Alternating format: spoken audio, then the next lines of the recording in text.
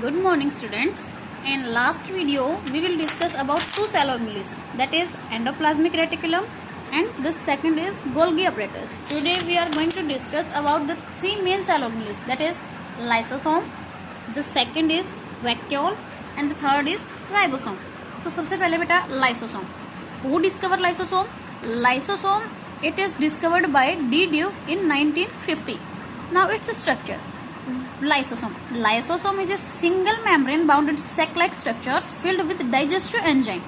कि लाइसोसोम क्या है? एक सैक लाइक स्ट्रक्चर होती है, सिंगल मेम्ब्रेन बाउंडेड, और इसके अंदर क्या होते हैं बेटा? Digestive enzyme, and this digestive enzymes are made by RER, rough endoplasmic reticulum. As we already discussed, it is also called the waste disposal system. जो लाइसोसोम है उसको हम क्या बोलते हैं? Waste disposal system of the cell. Waste disposal system क्यों बोलते हैं इसे? Because it eliminate the worn out substance from the cell. कि जो भी वोर्न आउट सब्सटेंस होते हैं उन्हें सेल से ये एलिमिनेट कर देते हैं, इसलिए लाइसोसोम को क्या बोलते हैं? Waste disposal system. The lysosome is form by the Golgi apparatus. ये हम पहले भी कर चुके हैं. That lysosome is form by Golgi apparatus. Now the function of lysosome. Lysosome digest worn out organelles, food particle and foreign material such as bacteria and virus.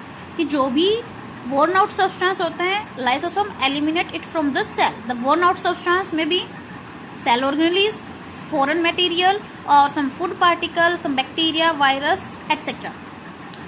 Lysosome is also called as suicide bag because when the cell is damaged, the lysosome burst and the enzyme digest the shell.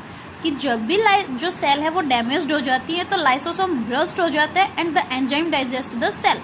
That's why lysosome is called the suicide bag, and lysosome helps in breakdown of complex substance into simpler form.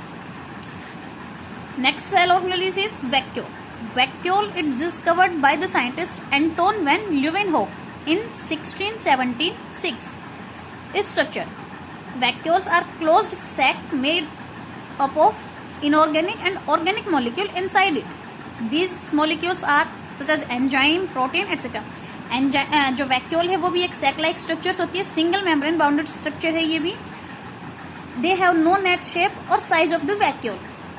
आपने plant cell और animal cell में तो vacuole के बारे में पढ़ा ही होगा बेटा कि there are multiple vacuoles in animal cell and that are small.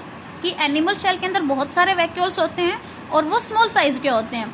And in plant cell there is one vacuole and that is of large size, और वो लगभग शेल का 50 to 90% जो स्पेस है वो ऑक्यूपाई कर लेते हैं. Now it's function. Vacuole is a storage sac for solid and liquid substance. Vacuole क्या है? एक स्टोर करता है जो भी सब्सटेंस होते हैं उनको, लिक्विड और सॉलिड सब्सटेंस को. In plant cell it provide support to the shell.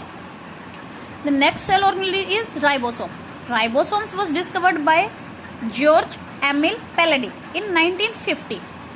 The ribosomes are made up of protein and ribonucleic acid in almost equal amount. कि जो राइबोसोम है वो दो चीजों से बनते हैं बेटा, प्रोटीन और राइबोन्यूक्लिक एसिड से, और दोनों का अमाउंट क्या है? सेम होते हैं. राइबोसोम्स के अंदर दो यूनिट होती हैं, दो सेक्शन होते हैं जिसको हम क्या बोलते हैं? Subunit. Ribosomes it comprise of two section called सब यूनिट.